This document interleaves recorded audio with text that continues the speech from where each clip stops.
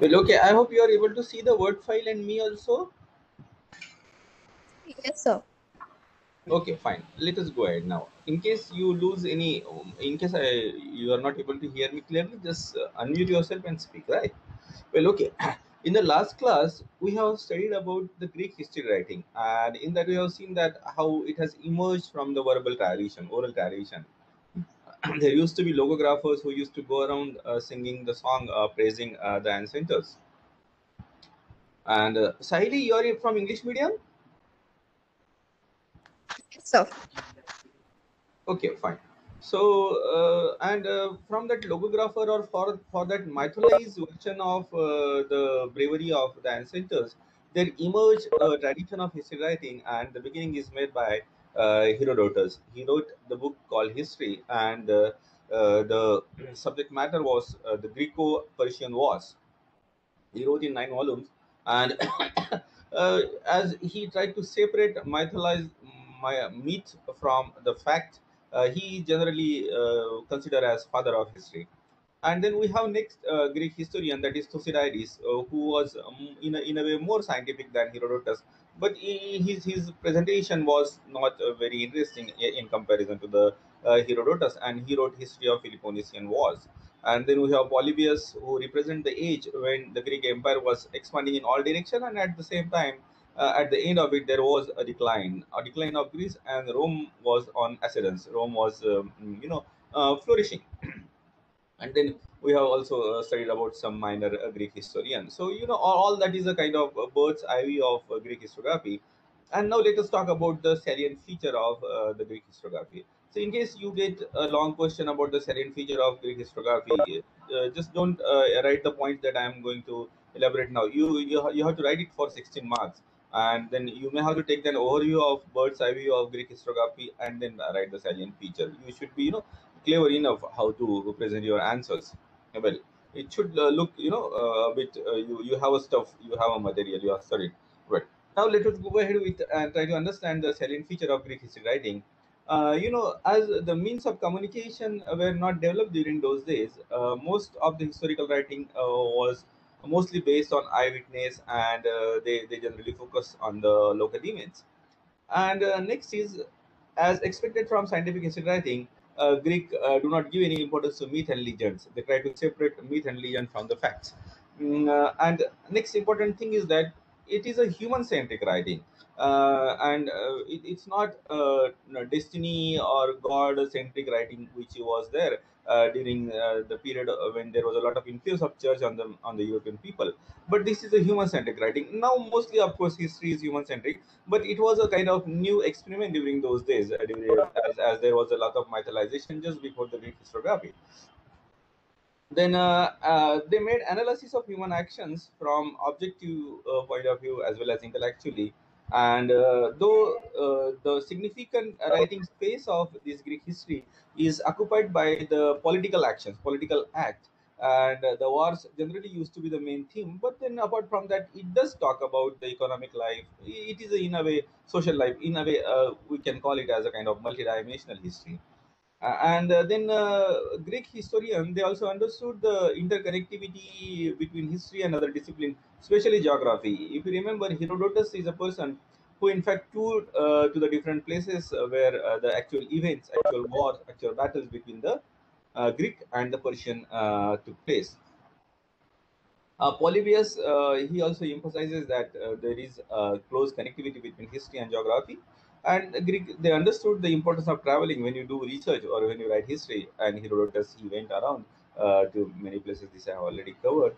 The Greek historian believed in the importance of good storytelling. Like Herodotus' example, it's not only scientific, but he also, talks about. He's a very good storyteller. He weaves the stories in the narration, and that is how history is science and art both. Uh, that is that they have understood. And then they also understood that history is having an educative value. The kind of virtues or the kind of values we can impart through the historical writing. people will understand what is good and bad, and inculcation of character is very important. This is later on taken to one step ahead in the Roman historiography that we are going to discuss shortly. Mm, their purpose of history writing was very clear. It was to preserve the wisdom for the coming generation. Among the Greek god, Cleo. Cleo was considered as a god of poetry and history. So, this is the indicative that Greek had given a lot of importance to history. In Indian tradition, there is a lot of writing on philosophy and spirituality, but in Indian tradition, we don't find a lot of importance is given to the maintaining the historical record. But the Greek has done that initially. Professor Robin Collingwood, the 20th century, very well-known historian he is, and he says that for the scientific history writing, there should be four dimension, four aspects should be there. Then only we can call it a history writing as a scientific history writing. First thing is that it should be human centric. If the history talks about God and all, there is no proof about it. So history should write only those things for which they can provide proof. So it should be centered around the human actions and human lives. There should be use of original sources. There should be scientific analysis of the resources, and there should be awareness of the process of historical changes. The changes do come in the life. The changes do come in the life of the nation. Changes do come in the life of the people. So that is a process, and the person who writes history should be aware of all this. Then only it can be called scientific history writing. And all these attributes are there in the Greek historiography, and that is the reason we can call it as way of history writing. All right, so Greek historiography is over here. In case you have any doubt about the Greek historiography, let me know. Shraddha, Usha, okay, acha. This girl has joined. I am forgetting the name again. Zulekha. Well, Zulekha मैंने अभी सारा English में बताया क्योंकि शुरू में केवल English के स्टूडेंट थे। थोड़ा सा हिंदी में मैं आपको शॉर्टली बता देता हूँ। देखिए, ग्रीक लोगों का जो सैलिएंट फीचर है, महत्वपूर्ण बातें हैं उनकी हिस्ट्री में, वो ये है कि उन्होंने माइथोलॉजी, दंत कथा से हिस्ट्री को अलग करने की कोशिश की। दूसरी बात ये है कि वो ट्रैवलिंग का इम्पोर्टेंस समझते थे। तीसरी बात ये है कि हिस्ट्री की कोई एजुकेटिव वैल्यू होना चाहिए, उससे हम लोगों को कुछ सीखना चाहिए, वो इस बात को भी समझते थे।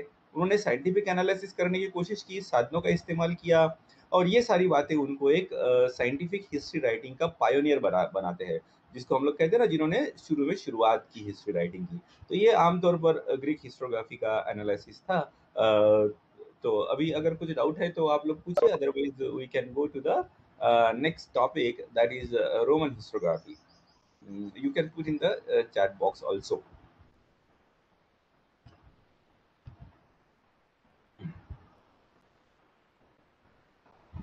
Well, अभी देखिए, मैंने जैसे कि लास्ट टाइम हमने पॉलीबियस के बारे में पढ़ा था।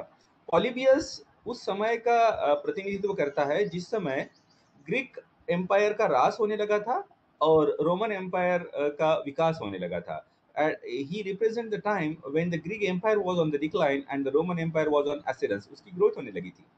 तो बाद में क्या हुआ, रोमन एम्पायर ने ग्रीक एम्पायर को हरा दिया और उसके ऊपर अपना आधिपत्य स्थापित कर दिया।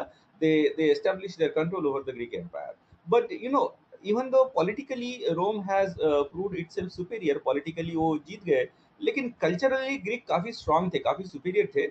तो ग्रीक कल्चर से रोम कल्चर को काफी प्रभाव उसका पड़ा। The Greek culture have affected the Roman culture to very large extent, and one of the things that has affected the Roman civilization is trend of history writing. क्योंकि जब रोम के लोगों ने ग्रीक के साथ में उनका जब संपर्क आया तो उन्होंने हीरोडोटस और थुसिडाइडस की किताबें पढ़ी, और उनको फिर लगा कि जिस तरीके से ग्रीक लोगों ने अपनी हिस्ट्री को प्रिजर्व किया है रिटर्न फॉर्म में, तो why not we should also do that, because it was a time when the Roman empire was expanding in all direction. हम लोग तो कई काफी लड़ाइयाँ जीत रहे, we are winning large number of wars. So why not to keep the record of all these actions that is done by the human being? Because war is considered as a very heroic action during those period, ancient period and medieval period, even now also. So they started a trend of history writing. But as you know, the Greek historiography, they emerged from the oral tradition.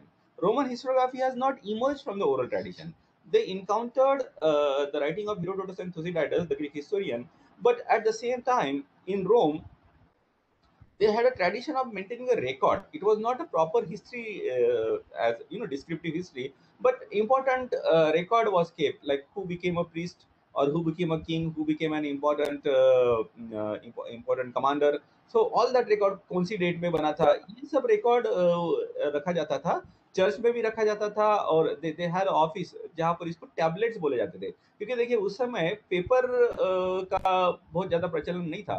तो जो mud होता है, मिट्टी होती है, उसकी गीली मिट्टी से एक टैबलेट बनाई जाती थी, tablet kind of flat surface उसका होता था, और उसके ऊपर लिखा लिखा जाता था, और उसको भी प्रिजर्व किया जाता था। So they had this tradition of tablets. They had a tradition of keeping a record. And when they encountered the writing of Herodotus and Thucydides, they thought कि okay, we already have a lot of information with us in those tablets, in those records.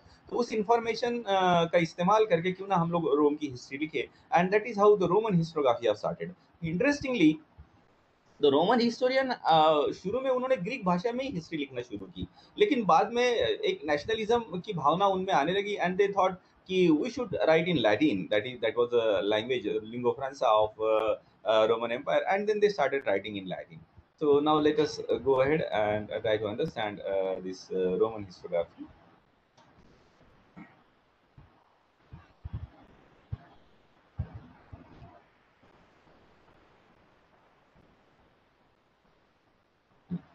Right. So at the beginning,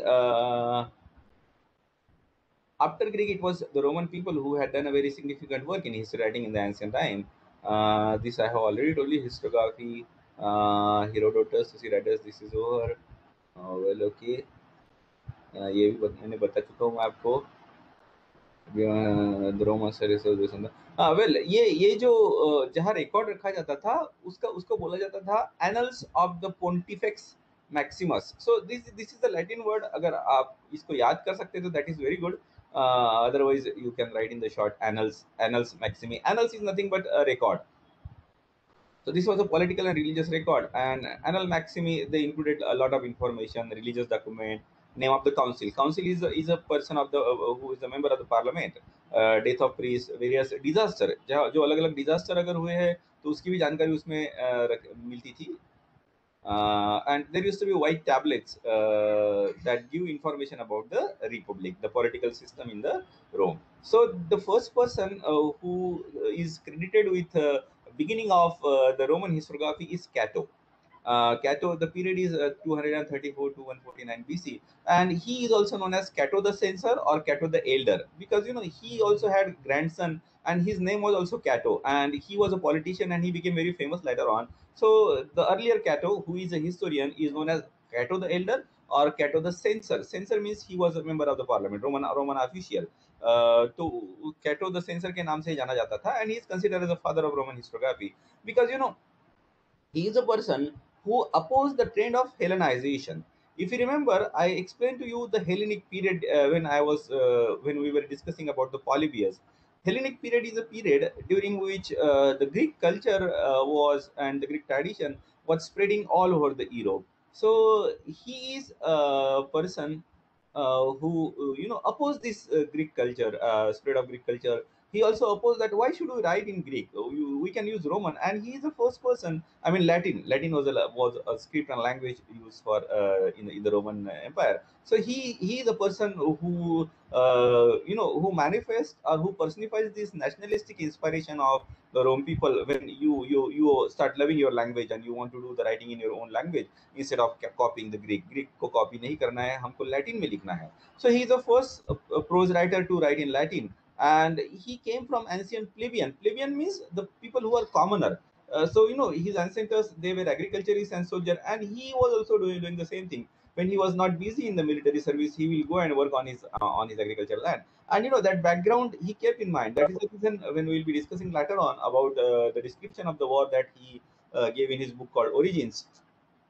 He doesn't mention any commander, and he firmly believes that the wars are not owned by the commander, but the wars are owned by the efforts of the common soldier. So that common background that he came from, he always remembered it, even though he became a part of nobility later on. बाद में वो काफी high ऊंची ऊंचे पद पे था, फिर भी उसको सामान्य लोगों के बारे में उसके मन में हमेशा ख्याल रहता था. He used to think about the common person. And this is over. Later on, he became member of the Roman Senate, and as he was a member of the Roman Senate, he was having a lot of information about the political circle and political event. तो उसकी जो किताब है, the book that is written by Cato is titled as Origin, and that is in 7 volumes, and that describes Punic War. Punic War was the war which was fought almost for 80 years, and there are three important wars fought between this period of 80 years between the Roman on the one side and Carthaginian on the other side. As the Greek Empire disintegrated, they were replaced in that territory by the Carthaginian Empire. So, as Carthaginian Empire was trying to preserve itself, and the Roman Empire was trying to expand, the conflict was inevitable. It is a logic of history, and they fought the Carthaginian Empire on the one side and the Roman Empire on the other side, and these wars are known as Punic Wars because the Carthaginian they were known as Punicius in the Roman language, or Punicus. So the war that was fought against the Punic people came to be known as the Punic Wars. So you must remember the name of the book of Cato. What is the title of the book, Origin, in 7 volume, and what is the subject matter, as well as the bit of his background, that he was a plebeian commoner. Well, so, and Carthaginian, the war was fought between the Punic on the other side and the Rome on the other side. The Punic is a substitute for the Carthaginian Empire.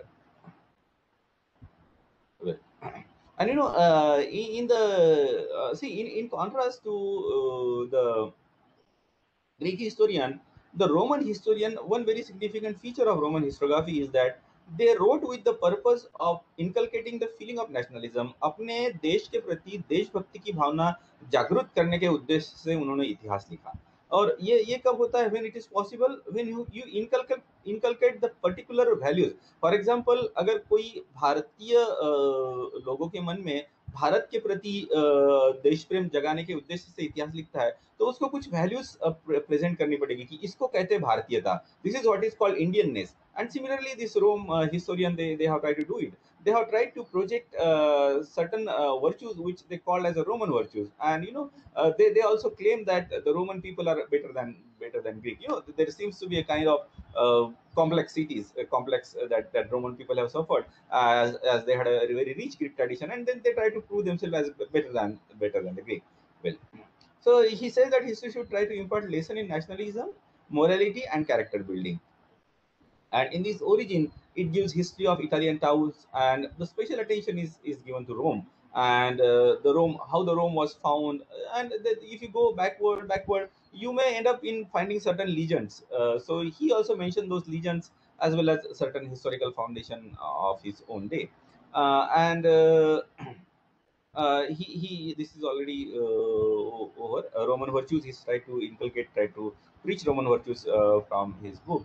And apart from the war expedition, the book also contains a lot of information about ethnographic, topographic, and economic in nature. Like he talks about the different tribe in Italy, their lifestyle, language, religion, culture, and geographical information. But all this volume of this book is not available. But whatever is available, they are a very valued source of Roman history. And book 3 and 4, they are a remarkable survey of the tribe of Italy, dealing with anthropology, geography, custom and law, language, institution, religion, culture, and civilization. Uh, and as I have told you, he was a plebeian, and in the whole description of the wars that he gives, he doesn't mention any commander. He mentions them indirectly. For example, he will mention the commander of a particular battalion, but he will not mention the name of that commander. And interestingly, he mentions the name of an elephant, which was there in the Roman army, and that elephant has fought very bravely against the Carthaginians. And he mentions that name of that elephant, who was Surus. And next, so his book, this Origin, you should be aware of two, three things here. That is, what is the content, what is the name of the book, that is Origin. It is having 7 volumes. And what does he describe? He describes about the foundation of the Rome, apart from describing the Rome and Carthaginian War, which is description of the Punic War. Punic war का description हमें हमें मिलता है, अलग अलग शहर कैसे बने उसके बारे में वो जानकारी देता है. Then he use lot of anthropological, Italy में जो अलग अलग ट्राइब हुआ करती थी उसके बारे में भी बहुत सारी जानकारी हमें मिलती है. And one of the important feature is that he nowhere he mentions the name of the individual commander. उसकी दूसरी जो किताब है लैटिन में जिसको बोला जाता है डी एग्रीकल्चरा, एंड इसका ट्रांसलेशन होता है on farming. So in this book, he gives a lot of information about the changing condition of the small land holding to capitalistic farming in Campania. Campania was a place where he was based at. So there वहाँ पर कैसे agriculture की जो practices थी उसमें कैसे changes आ गए. Small holding हुआ करती थी एंड उसको फिर धीरे धीरे चेंज होकर वो कैपिटलिस्ट इकोनॉमी वहाँ पर उस समय बनने लगी थी. This is a very interesting and it's very valuable source of ancient customs, social condition, superstitious prayer formula and archaic Latin prose. Latin prose भी उसमें मिलता है. तो lastly we will sum up about Cato. The very important thing is that he is a pioneer who has done away with the Greek, the Greek language and script in which the Roman historian used to write, but he started writing in Latin. And there is a feeling of patriotism, there is a feeling of inculcating the Roman virtues. He was plebeian, commoner tha, so he doesn't give any credit of winning the war to the commanders. And his two important books are Origin and On Farming. Origin gives you information about the Punic War, development of the cities, as well as information about the different tribes. And on farming जो है उसमें हमें उस समय कैंपेनिया में जो agriculture holding में जो चेंजेस आ रहे थे उसके बारे में ये जानकारी देता है. तो इसमें अगर कुछ डाउट है तो बताइए मुझे कैटो के बारे में. Cato is a first important Roman historian that we have studied. Otherwise we will go to the next important historian. You can also put your question in the chat box.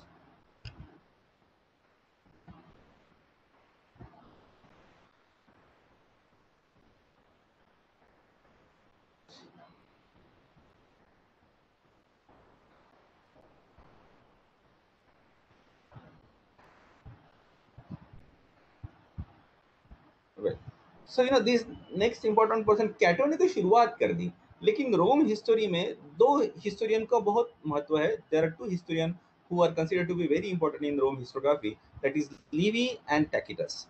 They are generally referred as Herodotus and Thucydides of Rome. And they as Cato was inspired by the ideas of Roman greatness, so they were also inspired by the idea of Roman greatness, and they thought that it's because of the unification of Rome after Julius Caesar, that the new golden era has dawned. क्या हुआ था ना, Julius Caesar के समय में वहां पर conflict हुआ करता था. सीनेट के पास में कुछ पावर हुआ करते थे और जो राजा हुआ करता था उसके पास में कुछ पावर हुआ करते थे. And during the period of Julius Caesar have tried to have all this power in his hand, and that finally led to his murder. And based on that historical event, Shakespeare has written a very beautiful drama called Julius Caesar. If you have read it, I think you will understand the things in a better perspective. Julius Caesar के बाद में उसका बेटा जो था Augustus Caesar, there was a civil war. One war, on the one side there were supporter of monarchy, राजा का समर्थन करने वाले, and on the other side there was a supporter of the Senate, and there was a civil war. ये दोनों रोम में आपस में ये लोग लड़े थे. और जुलियस सीजर का जो बेटा था Augustus, he finally defeated these senators, and then he finally became the king. तो वो जो रिवॉल्यूशन जो हुई थी रोम में, Levi was a person who has witness this revolution, who has seen this revolution. और उसका कहना ये था कि भाई जब ऑगस्टस सीजर के नेतृत्व में जब रोम का यूनिफिकेशन हुआ, when the Rome was unified, it emerge as a very strong empire. Because senate में डिसीजन लेना थोड़ा टाइम टेकिंग हुआ करता था और सीनेट के लोग आपस में लड़ते भी थे. लेकिन एक हाथ में, अगर अच्छे राजा के हाथ में सत्ता का केंद्रीकरण हो तो डिसीजन बहुत फास्ट लिया जा सकता है, and you can build a very big empire, strong empire. Of course, it can be questioned, but nevertheless, he believed that the period under Augustus Caesar was the golden period of Rome. So, life of Livy, let us talk about now. Livy was born in Padua, that is a city in Padua province, in 59 BC. And during his period, as I have already told you, the Roman Republic has given way to Roman Empire, and Livy was closely connected to the emperor. And the very important book that is written by Livy is History of Rome.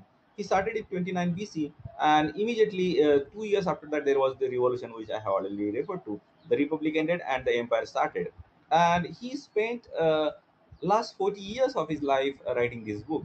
And in the preface of this book, he divides the period into two parts. That is a republican part, that is ancient, and the modern is after revolution. And then he wrote 142 volumes, a very very big book, 753 BC to 9 BC. So he takes an account of more than 700 years. But out of this 142 volumes, we are now having only 35 volumes. Most of the volumes were lost during the transition time. And this is over. Uh, well, but he is quite balanced. Though he is considered as the rule of the Augustus, the emperor, is the golden period of the Rome. He also believes that there are certain virtues in republic. Republic का जो rule हुआ करता था उसमें भी कुछ virtues, उसमें भी कुछ अच्छी बातें थी. And his canvas of writing is very extensive. He covered Rome Carthage War, Punic War, which I have already told you. Then Civil War, the war within the Roman Empire, supporter of the emperor on the one side and the supporter of the Senate on the other side, and how the Republic has ended, how the foundation was laid of an empire. And he did not cover the administrative system of Rome, social condition and economic condition of Rome. And his book is quite informative, and he follows the policy of writing with the reliable sources. So he gives detailed information about the Roman expedition in Italy, but he did not give information about the area that is conquered by the Roman army outside Italy, because it was very difficult to get information during those days. And like Herodotus, Livy also makes his history telling quite interesting. And he also copied Thucydides in making history didactic. What is the meaning of didactic? Didactic मतलब क्या, ऐसी किताबें जो आपको instruction देती है कि क्या करना चाहिए क्या नहीं करना चाहिए.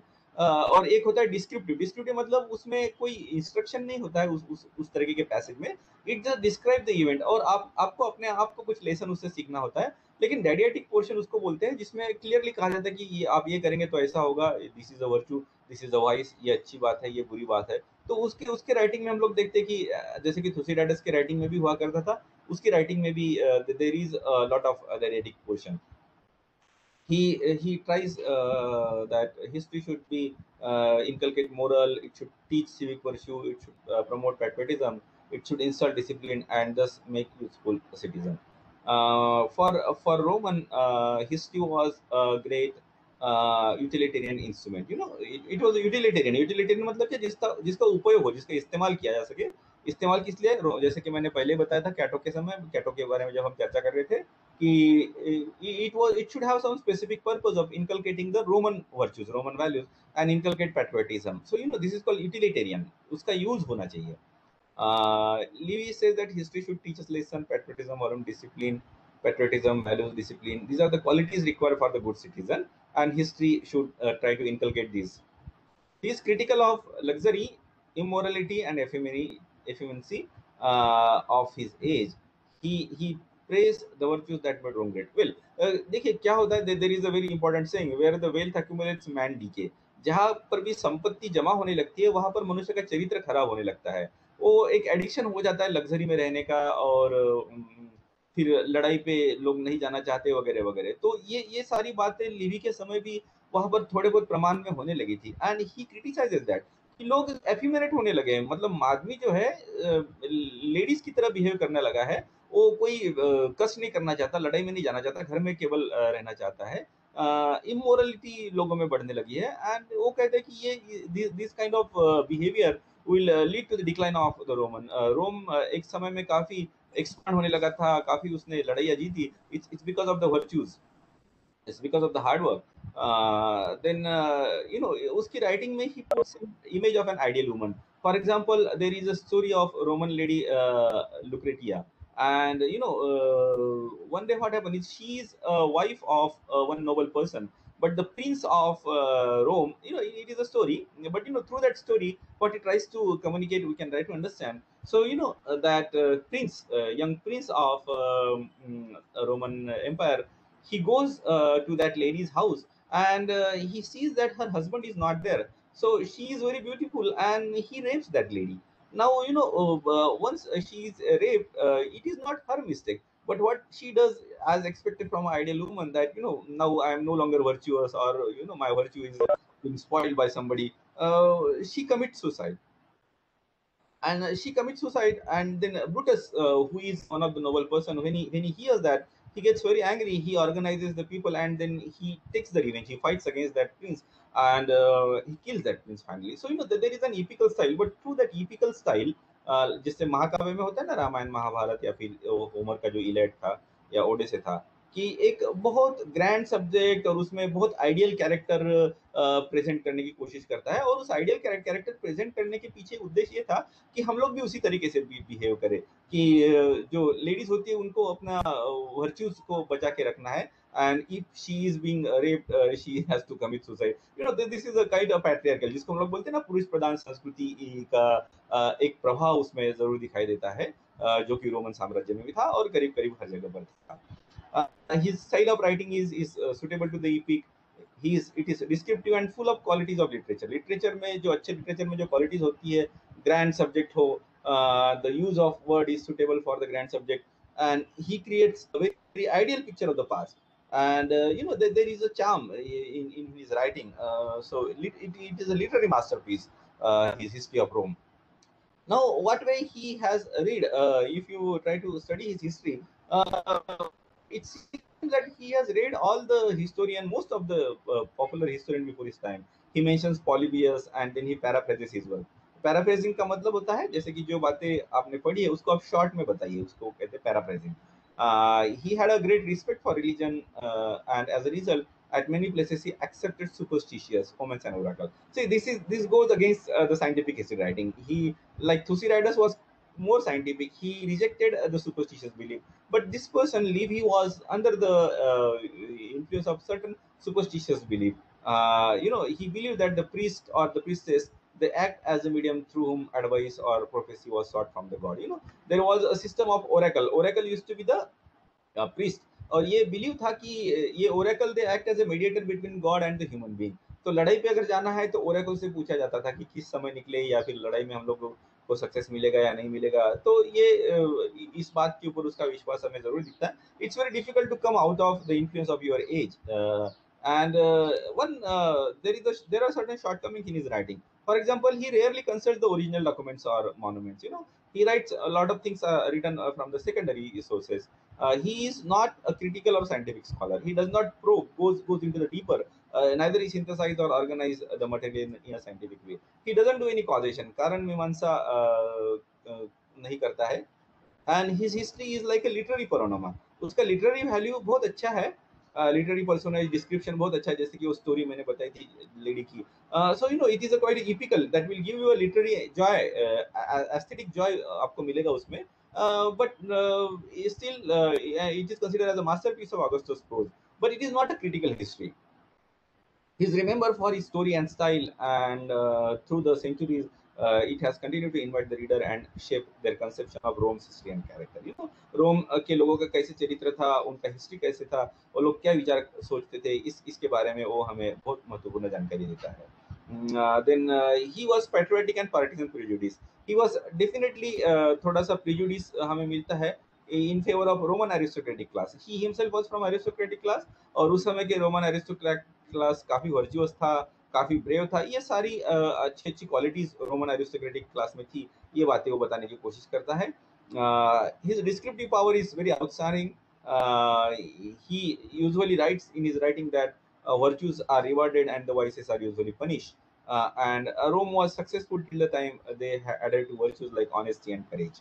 So shortcoming, as certain shortcomings I have already referred to, but there are certain shortcomings like he has not done the scientific investigation of the resources that he has found. जो भी resources साधन उसको मिले, सारे साधनों का उसने scientific investigation नहीं किया है। systematic arrangement नहीं है मैटर की, he is not a critical scholar, synthesize नहीं वो मैटर को अच्छे से कर पाया है। And there are certain contradiction and chronological error also in his writing. And he writes कि मुझे I don't want to investigate, मुझे investigation करने की कोई इच्छा नहीं है साधनों की, but his description is having a lot of literary value, aesthetic taste उसमें काफी मिलती है। तो this is all about Livy. Do you have any doubt? We have done with Cato. Livy. And now let us go to the next important Roman historian, that is Cornelius Tacitus. Tacitus. His pronunciation is Tacitus.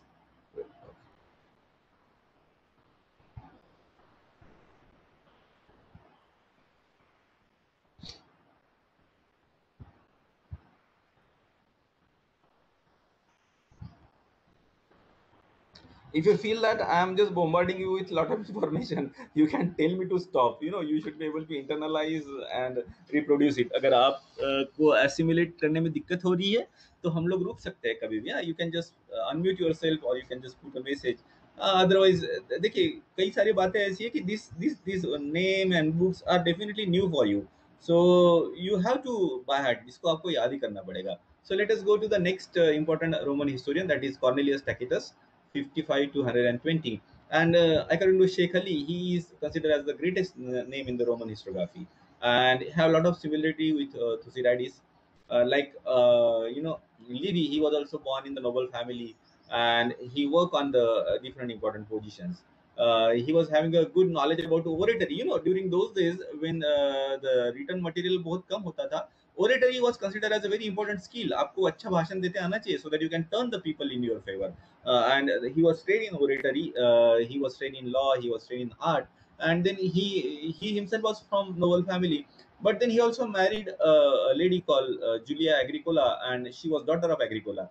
Agricola was the very well-known commander and senator in Rome, and that has kind of boosted his career further. And he also became member of the religious order who preserved the books. And then later on, as the Roman Empire was expanding, Germany was conquered, he was also made governor of Germany, and this information was very useful for him when he later on wrote a book on Germany, that is Germania. And in 97 AD, he became a counselor, a very important post in the Roman political system. And उस समय जो emperor थे डोमिटियन, और डोमिटियन चाहते थे कि ये जो टैसिटस है ये उसकी प्रेस करे, वो अपना लिखान अपनी राइटिंग कुछ इस तरीके से करे कि डोमिटियस को वो एक अच्छा एम्परर के बारे में अच्छा एम्परर के रूप में सबके सामने पेश करे. But Domitian was a kind of tyrant, वो एक बहुत जुल्म करने वाला राजा था. And this Tacitus, he refused to do according to the wish of Domitian. और डोमिटियन के मृत्यु के बाद में उसने अपनी किताबें लिखी. And about his work, he was a very copious writer, काफी उसने लिखा, and he is known for the several work.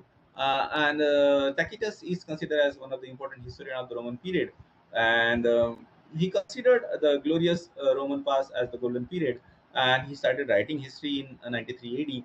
And by writing extensively on different topics, he made a valuable contribution to Roman history. He had done a lot of independent research work and collected a good deal of information. Wrote only information that can be verified. This is very important.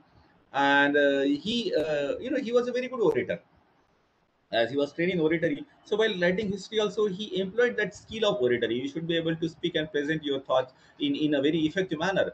And he praised the freedom of the people. Unlike many Roman historians, they supported the monarchical form of government. And as the Roman Empire was expanding, the people of Germany and the people of Great Britain, they fought against the Roman army. So he praises the fighting spirit of those people, that these people want to remain independent. उनको independent रहने की इच्छा है.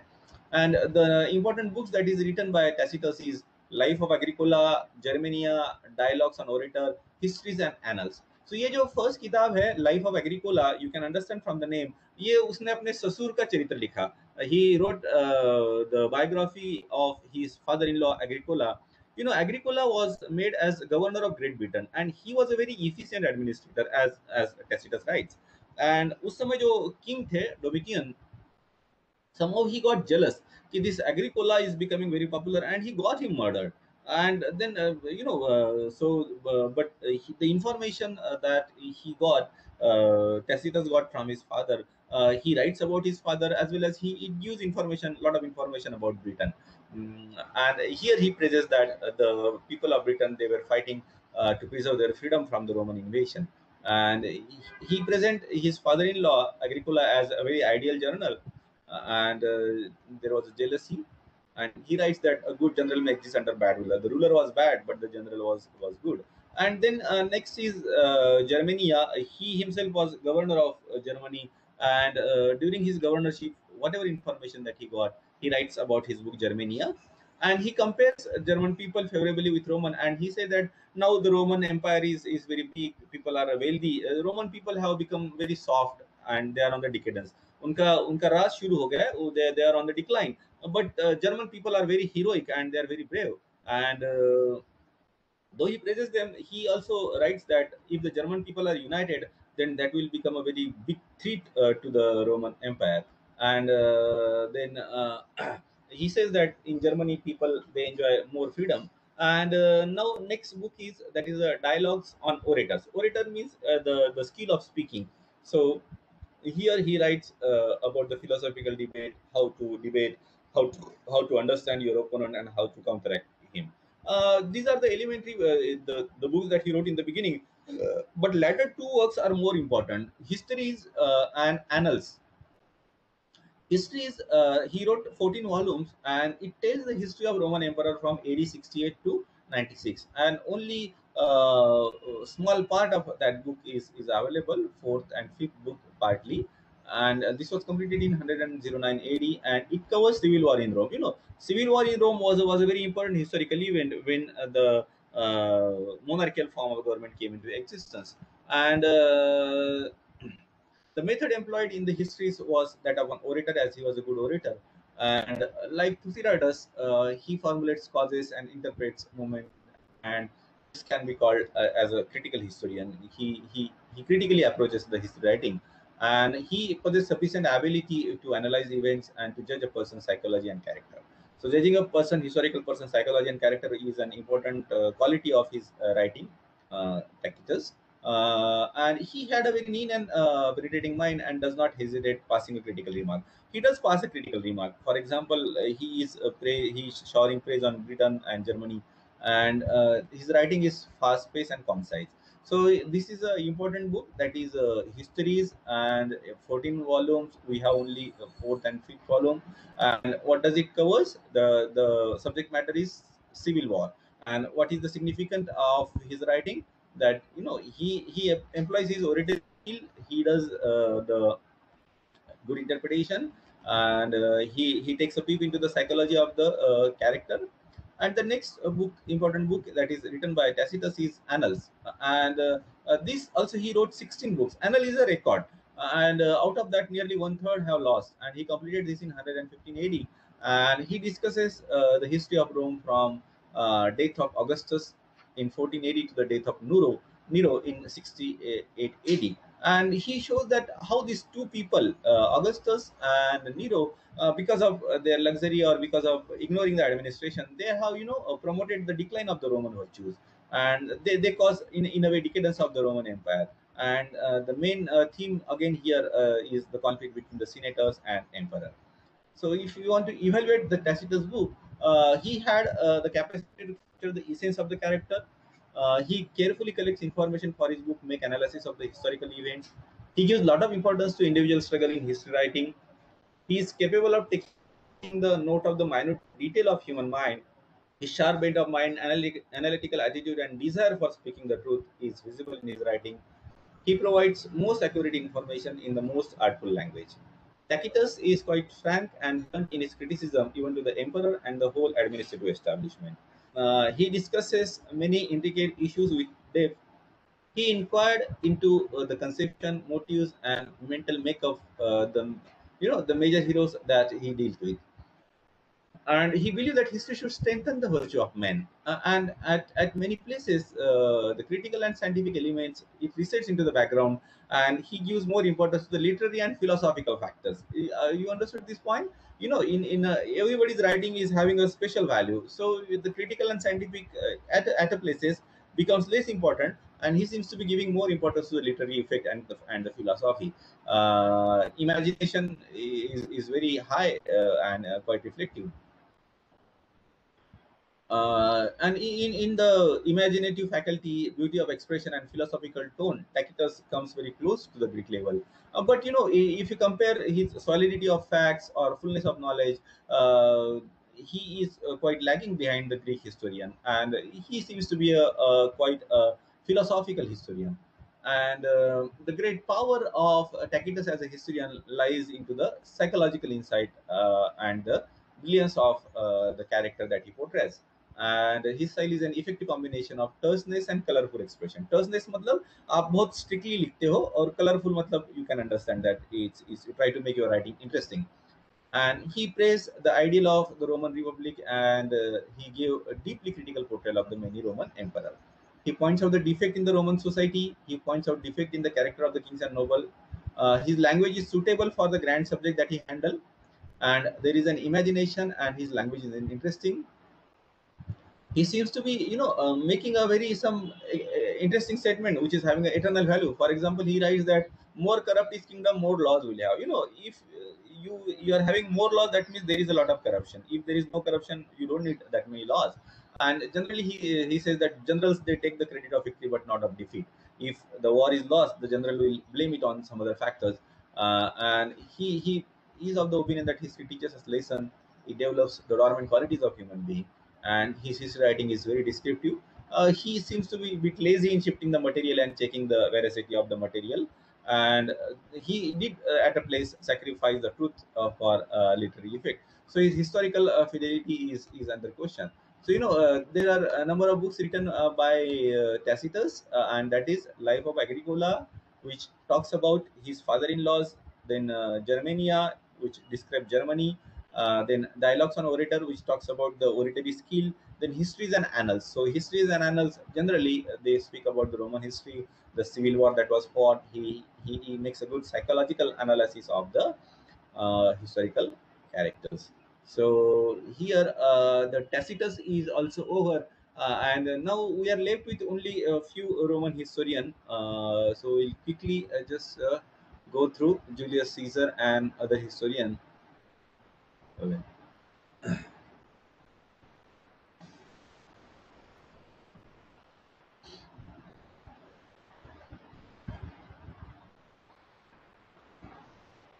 Well, if you remember, I have already told you that Julius Caesar is a person who was senator first, and then he tries to become king. And before becoming king, as an important commander, he conquered a very significant area, and that made him very popular.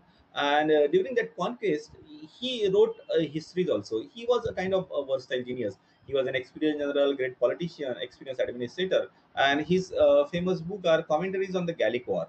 Gallic is an area that is modern France now, and Roman they conquered this Gallic, that is modern France, and in 50 or 51 BC. So there are 7 books which give description of the Roman conquest of France, and then commentaries on the Civil War. So during his time, the Civil War was fought, and he writes 3 volumes, and obviously he will try to present his own point of view, but he could not complete it, and later on this book was completed by his lieutenant. And as he himself was general and administrator, his description of military expedition is quite effective, but it is definitely not chronologically correct. Caesar, in his writing, he presents himself as a cool, brave general who led from the front, and he does not, the Roman army, they suffered setback also during their expeditions. He doesn't mention about the setback. Also, during his expeditions, he and his supporters, they made a good fortune. The काफी उन्होंने संपत्ति जमा की थी, but he doesn't write about them. उसके बारे में वो नहीं लिखता है. Apart from the both, there are 2 more important Roman historians. So Julius Caesar, commentaries on the Civil War, and the commentaries on the Gallic War. These are the 2 important books. He himself was general, administrator, and obviously he tries to present his own point of view. And there are 2 more important Roman historian. Appian, he writes Roman history in 20 volumes, and from the time of establishing Roman Republic to 2nd century AD. And he also gives, apart from the political events, he gives description about the Roman administration, law. Then in the 2nd century AD, there was Paleo Orion. He makes an analysis of Alexander's expedition, and he describes the background of Alexander's expedition. And the last days of Alexander's life he described, which is quite heart-rending, quite pathetic. Such a great emperor, he died very pathetically at the young age of 35. And then there was a tradition of biographical account in the Roman historian. वहाँ पर biographical account लिखने का भी tradition था, और जिसमें ये 2 महत्वपूर्ण है. लाइफ ऑफ ऑगस्टस सीजर, जो कि निकोलस ऑफ डेमास्कस ने लिखा है, and then lives of great captains. इसमें कई सारे जनरल के बारे में जानकारी हमें मिलती है, and that is written by Cornelius Nepo. So this is all about the Roman historian, and we will quickly sum up the uh, salient features of the Roman history. Just a minute.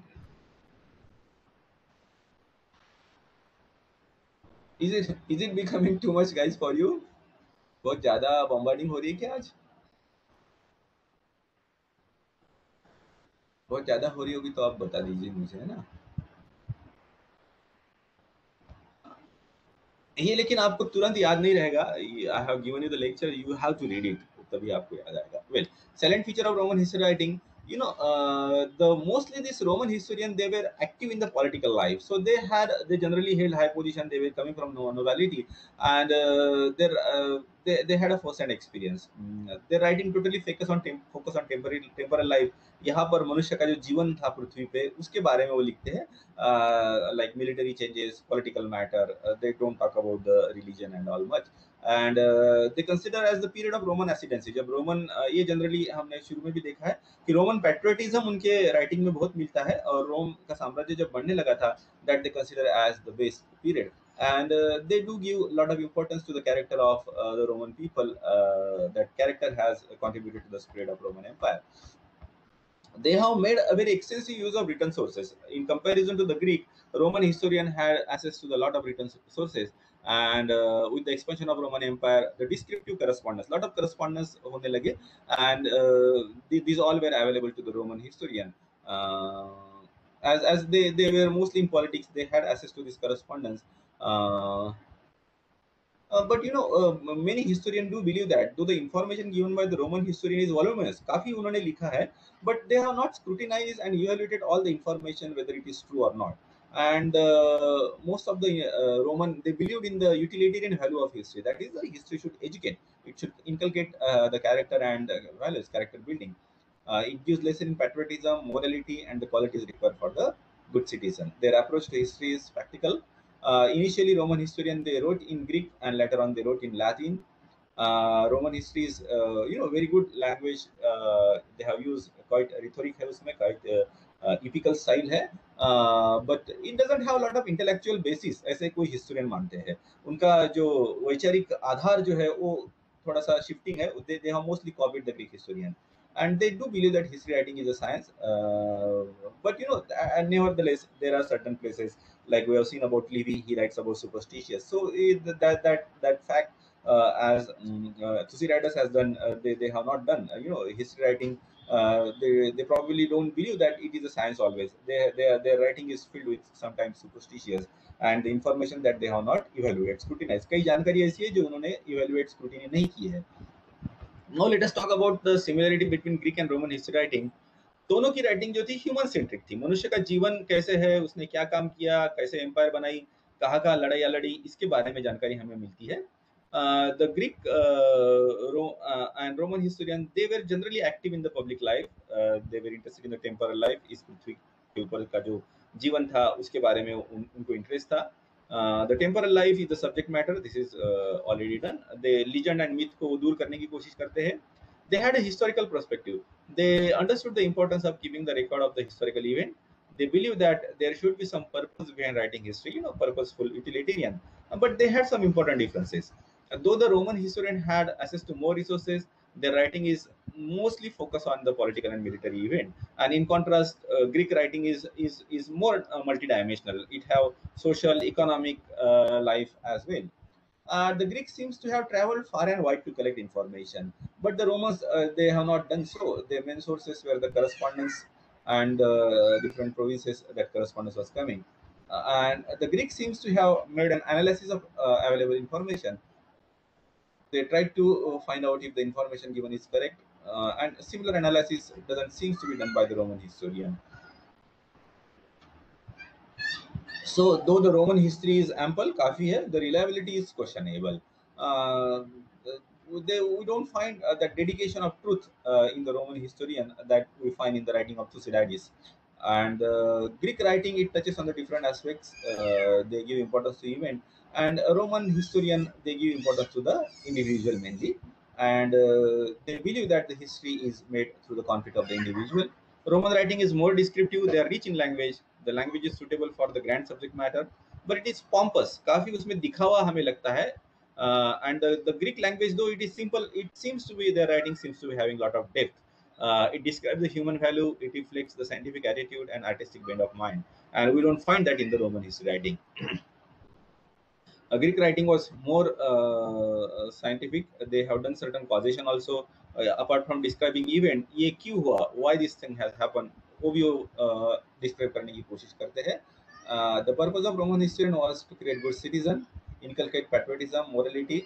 The Roman did not generally bother to inquire into the causes, condition, and the process of event. The Greek did that. To the Roman, it was literary panorama in which the great personages were portrayed in the word picture. You know, literary panorama, literary value ज़्यादा उनको important थी. The Greek they synthesize the ideas behind the deed of the personage to frame principle. You know, principle कुछ historical event के deep में जाके कुछ principle कुछ values मिलती है क्या? ये ग्रीक लोगों ने करने की कोशिश की है. इन कॉन्ट्रास्ट हम लोग देखते हैं कि Romans they remain on the surface, ऊपर ऊपर का इतिहास उन्होंने लिखा है. The Greek had depth of thought, critical and analytical approach, ये हो गया. Roman history is mostly imitative. And at a time Roman history में हम लोग देखते हैं कि they sacrifice the truth for literary effect. Literary effect ज़्यादा इंपॉर्टेंट था. And in short, Roman they really did not add much to the what Greek has done in case of understanding the values in case of historiography. There is a lot of description, but the methods and approach seems to be just copied from the Greek. So that is all about the Roman historiography. Well, now if you have any doubt, we have done with today.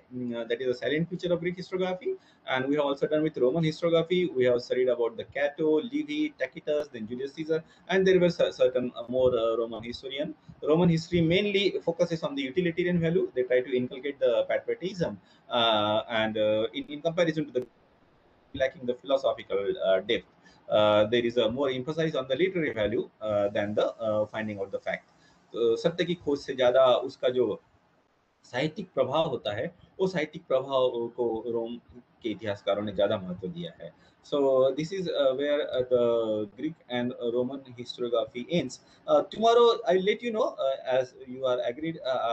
Next जो topic है Arab historiography, वो अगर आज ready हो गया lesson तो I'll let you know. So in case you have any doubt now about the Roman historiography,